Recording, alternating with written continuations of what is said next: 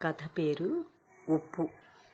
రచన అచ్యుతుని రాజ్యశ్రీ. బహిరం భట్టుడు వేదాంత సాహిత్యాల్లో గొప్ప పండితుడు.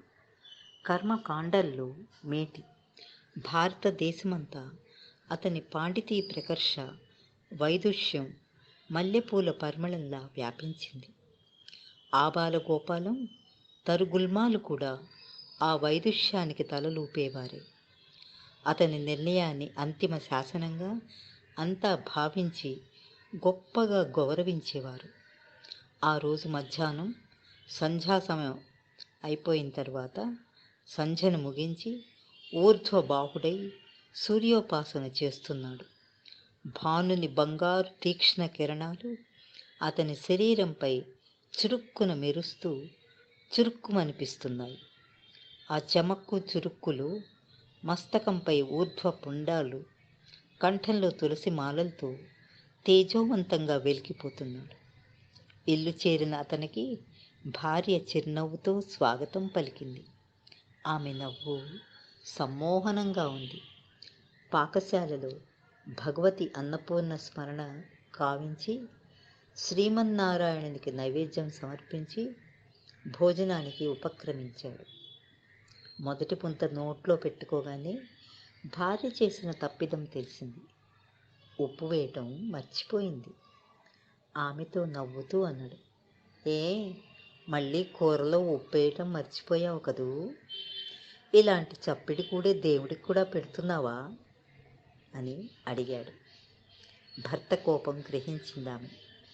కానీ చిన్నవ్వు చిందిస్తూనే, చాచా ఎప్పుడు తిండియావా, దాని గోలేనా? ఈ క్షణభంగుర జీవితంలో తిండిపై మక్కువ, ఇంద్రియ లోలుత్వం, నోటి చేవ చావలేదు మీకు అని ఎగతాళిగా అంది. ఆమె మాటలు అతని గుండెలో సూటిగా నాటుకుపోయాయి. ఒక కఠోర సత్యం అతని మస్తిష్క పొరల్ని తొలిచివేసింది. ఈ ఇంద్రియ చపలత్వం వల్లనే నా సమస్త వేదాంత జ్ఞానం, కర్మకాండలన్నీ బూడిదలో పోసిన పన్నీరవుతున్నాయి అని బాధపడ్డాడు. నిష్క్రియ శాస్త్రజ్ఞానం నాది. తననొక గడ్డి పరకగా భావించుకుంటూ భార్యతో అన్నాడు, నాది తిండిపోత్తనమా, జిహ్వ చాపల్యమా? అతని భార్య గ్రహించింది. పశ్చాత్తాపడసాగింది. అయ్యో, అనవసరంగా ఈయన్ని బాధ పెట్టానే అనుకుంది. కానీ తేలిగ్గా, మరి కాక ఇంకేమిటి అని ఆ సంభాషణను పక్కదారి పట్టే ప్రయత్నం చేసింది. మాటల్లో మృదుత్వం, చిరునవ్వులోని సమ్మోహనత్వం అతని బాధని మర్చిపోయేలా చేశాయి. నీవు నా జ్ఞాననేత్రాన్ని తెరిచావు, పరమ కళ్యాణ మార్గాన్ని ఎత్తి చూపావు, నా పాండితీ ప్రకర్షను, గర్వాన్ని అణచి చక్కని రాజమార్గం చూపావు అంటూ భార్య వారిస్తున్నా వినకుండా బహిరం భట్టుడు ఆత్మ సాక్షాత్కారం కోసం ఇంటి నుంచి బయటపడ్డాడు. 3 ఏళ్ళు గడిచాయి. ఏకాంతంలో వన నదీనదాలు, నిర్జన ప్రదేశాలు, గిరి కందరాలు దాటుతూ అలా నిరంతర యాత్రలు చేయసాగాడు. కానీ అతనికి శాశ్వత శాంతి రహస్యం చిక్కనే లేదు. కందమూలాలు తింటూ, వాగుల్లో నీరు తాగుతూ, గుహల్లో తలదాచుకుంటూ అలా గమ్యం లేని బాటసారిలా సాగిపోయాడు. ఒక శిలాఖండంపై కూర్చున్నాడతను. అస్తమించే సూర్యుని కిరణాలు ఇంద్రధనుస్సులా భాసిస్తున్నాయి. సంధ్యాకాలపు వసంత సమీరం హాయిగొల్పుతోంది. సరిగ్గా అప్పుడే ఎదుటి గండశైలంపై ఒక తేజోమయ ఆకారం కళ్ళెదుట నిలిచింది. అతని వైపే వస్తోంది ఆ ఆకారం. పొడవైన జటాజుటం, దుర్బలంగా ఉన్న సాధనతో వెలిగిపోతున్న శరీరం. ఎవరబ్బా ఈయన? తన జీవితంలో బహిరం భట్టుడు తొలిసారి అలాంటి అద్భుత తేజోమూర్తిని కాంచి విస్మయం చెందాడు. అలా గుడ్లప్పగించి చూడసాగాడు. త్రాటక సాధనంతో, అంటే ఒక వస్తువుపై దృష్టి కేంద్రీకరించి కళ్ళల్లోని శక్తిని సంచయం చేసే ఒక యోగ ప్రక్రియని అది. ఉద్దీపవంతమైన రెండు కనుబొమల మధ్య ప్రాంతం, నిర్మల సరోవరం లాంటి కళ్ళున్న ఆ మహానుభావుడు క్రాంతి దర్శకుడైన మహర్షి గుత్సమధుడు. గొప్ప యోగ సాధకుడు, వేదాల్లో నిష్ణాతుడు, సమాధి స్థితిలో నిలిచిపోయే అపర శివుడు ఆయన. ఆయన్నంతా సిద్ధుడనే పిలుస్తారు. ఎవరయ్యా నీవు?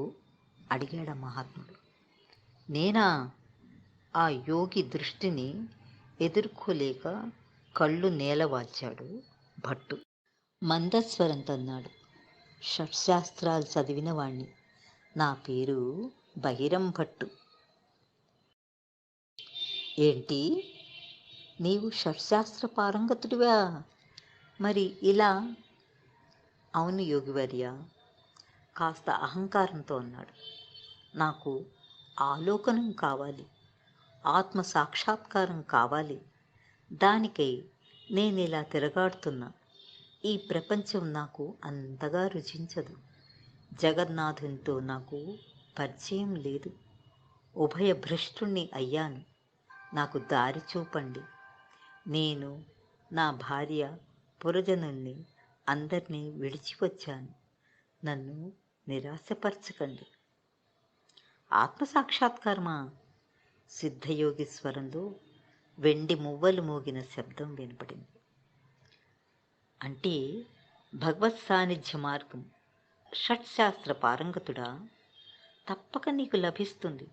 అది అంత దుర్గమం కాదు. నిరాపద, ఆలంబన, బిందువు నుంచి సింధువు దాకా తీసుకుపోయే మార్గం అంటూ అతని చేయి పట్టుకున్నాడు ఆయన. కనురెప్పపాటిలో అలా ప్రవహిస్తున్న జల ప్రవాహంలోకి దూకాడు. అసలే భట్టుకి ఏమీ తోచని గందరగోళ స్థితి. తనని కాపాడుకునే ఉపాయం ఆలోచించేలోగా సిద్ధుడు అతని తలని పూర్తిగా నీటిలోకి అదిమి ముంచాడు. భట్టు గిలగిలా కొట్టుకోసాగాడు. అలా కొట్టుకుంటున్న అతను తన సర్వశక్తి యుక్తుల్ని ఉపయోగించి ఆ సిద్ధుని పిడికిటి నుంచి తనని విడిపించుకుని గబగబా నీటిలోంచి పైకి వచ్చి నేలపై కూలబడ్డాడు. మహర్షి గుత్సమధుడు అట్టహాసం చేస్తూ నీటి నుంచి బయటికి వచ్చి అన్నాడు, ఏమోయ్ షట్శాస్త్రి, ఆత్మసాక్షాత్కారం, భగవంతుని సాన్నిధ్యం మార్గంని చూశావా? భగవత్ సాన్నిధ్య మార్గమా? భట్టు హఠాత్తుగా అరిచాడు. మళ్ళీ అడిగాడు, స్వామి, నాకు అర్థం కావటం లేదు మీ మాట. నా బలానంతా ఉపయోగించి నీకు జలసమాధి స్థితి కలిగించా కదోయ్. అప్పుడు నీ మనసులో ఏం కోరిక ఉంది చెప్పు? భట్టు అన్నాడు, అమ్మో, నేను ప్రాణాపాయ స్థితిలో ఉన్నా దేవుడా, నన్ను నీటి నుంచి కాపాడు అనే కోరిక మాత్రం ఉంది. ఏ, అప్పుడు నీకు భగవత్ సాక్షాత్కారం, దేవుని సాన్నిధ్యం కావాలనిపించలేదా? షట్శాస్త్రి, చూశావా, నీ మనసులో, అంతర్మథంలో ఆత్మదర్శనం అంత ఉత్కృష్ట దశలో లేదు. అన్ని కోరికల్ని విడిచిపుచ్చి జయించి ప్రాణం రక్షించుకోవాలన్న తపన ఎప్పుడైతే నిన్ను వీడిపోతుందో అప్పుడే దైవ దర్శనం అవుతుంది. భౌతిక అభిలాషలు, కోరికలు నిన్ను మొసలిలాగా సంసార జలధిలోకి ఈడ్చుకుపోతున్నంతకాలం ఆ గదాధరుడు, ఆ శంఖుచక్రపాణి నీ కోసం రాడయ్యా, రానే రాడు. పై బాహ్యాడంబరాలతో నాకేం వద్దు, నేను అన్నీ త్యజించాను అని చెప్పటం కాదయ్యా ఓ భట్టు. అది ఆత్మవంచన కిందే వస్తుంది. రెక్కలు రాని పక్షి కూనలు గూట్లో కూర్చుని సాయంత్రం గూడి చేరే అమ్మ కోసం ఎలా వెంపర్లాడుతూ ఎదురు చూస్తుంటాయో అలాంటి ఏకాగ్ర చిత్తంతో దేవుని కోసం ఎదురుచూడు. అప్పుడే నీకు శాశ్వతానందం కలుగుతుంది. వ్యర్థంగా తిరిగి కాలక్షేపం చెయ్యకు. భక్తి లేని జ్ఞానం సారహీనం, ఉప్పు లేని కూర వంటకాలు వంటివి. హమ్మయ్య!